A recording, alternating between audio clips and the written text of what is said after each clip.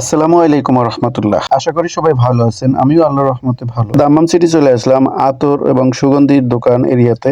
এখানে সকল ধরনের সুগন্ধি পাওয়া যায়। বলা হয়ে থাকে সৌদি আরবের তরল সোনা হলো এই সুগন্ধি। অত্র এরিয়াতে 500 এর অধিক সুগন্ধির দোকান রয়েছে। বাংলাদেশ সহ ইউরোপ, আমেরিকা বিভিন্ন দেশের চাহিদা রয়েছে। বিশেষ করে মধ্যপ্রাচ্য, সৌদি আরব, কাতার, দুবাই, আরব বিশ্বে এই সুগন্ধির চাহিদা তুমুল জনপ্রিয় এবং বেশি।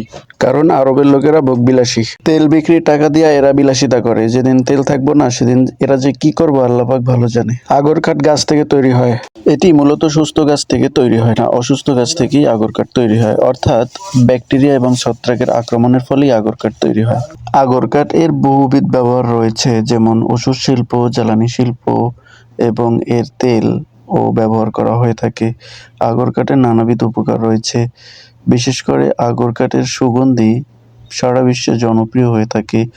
বলা হয়ে থাকে বাংলাদেশের বাগেরহাট অঞ্চলে কয়েকটি প্রত্যন্ত অঞ্চল অর্থাৎ গ্রাম রয়েছে, যেগুলি আগর গ্রাম নামেই পরিচিত। সেখানকার বেশিরভাগ মানুষেরই রুটি রোজগারের জীবিকা নির্বাহ করে আগর কাঠ দিয়ে। তারা সারা বছর এই আগর কাঠ চাষবাস এবং উত্তোলন করে। জানা গেছে লাখ টাকার আতর বাংলাদেশেই তৈরি হয়। আমি এই প্রথম নানা প্রকার আগর কাঠ দেখলাম। এখানে আগর কাঠ ছাড়াও নানা প্রকার কস্তুরী রয়েছে, অর্থাৎ এই কস্তুরী সুগন্ধি ব্যাপক চাহিদা রয়েছে। ধনাঢ্য ব্যক্তিদের চাহিদার তালিকায় এই কস্তুরীর সুগন্ধি বেশি। দেখা যাচ্ছে একটি মেশিনের পরিমাণ মতো আতর ও কেমিক্যাল সংমিশ্রণে বিভিন্ন রকমের ঘ্রাণের সুগন্ধি তৈরি করে দেওয়া হয়। দোকানের মালিক সৌদিয়ান। আমাকে ভিডিও করতে দেখে সে খুশি হয়েছে এবং পরবর্তীতে সে আমাকে অনুমতি দিছে যে ভিডিও করেন, কোনো সমস্যা নেই। তো আমিও ভালো মতো ভিডিও করতে শুরু করলাম। তিনি যখন নানা উপাদান দিয়ে আতর তৈরি করতেছিলেন তখন আমি ভালো করে ভিডিও করতেছিলাম। তিনিও আমাকে বললেন যে তাল তাল সদিক তাল। আসলে বুঝলাম যে তিনি আমাকে কাছে গিয়ে সুন্দর করে ভিডিও করতে বললেন।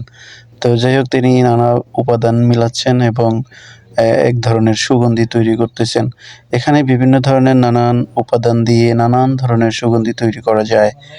তিনি আবার পারফিউম গায়ে মেরে দেখাচ্ছেন যে সুগন্ধি ঠিক আছে কিনা, অর্থাৎ আপনি যে পারফিউম চুজ করছেন সেটা হয়েছে কিনা। তো তিনি আমাকে একটি ভিজিটিং কার্ড দিলেন এবং বললেন ভিডিওতে এই ভিজিটিং কার্ডটি তুলে ধরার জন্য। যাই হোক, অবশেষে বিভিন্ন ঘ্রাণের 3টি আতর নেওয়া হলো। তো আমার ভিডিও করা দেখে তিনি আমাদের একটি আতর গিফট করবেন বললেন। তো যাই হোক, আমাদের 3টি প্যাকেট করা শেষ। তো যেটি গিফট করবেন সেটি দেওয়ার পালা। দেখি আমাদের কোন আইটেমটি গিফট করেন। তো যাই হোক, আসলে সৌদি আরবের লোকদের মন মানসিকতা ভালো। কিছু কিছু লোকের মন মানসিকতা খুবই নিকৃষ্ট। এতটাই নিকৃষ্ট যে বাংলাদেশের মন মানসিকতার থেকেও নিকৃষ্ট। কিছু মানুষের থেকেও কঠিনতম নিকৃষ্ট।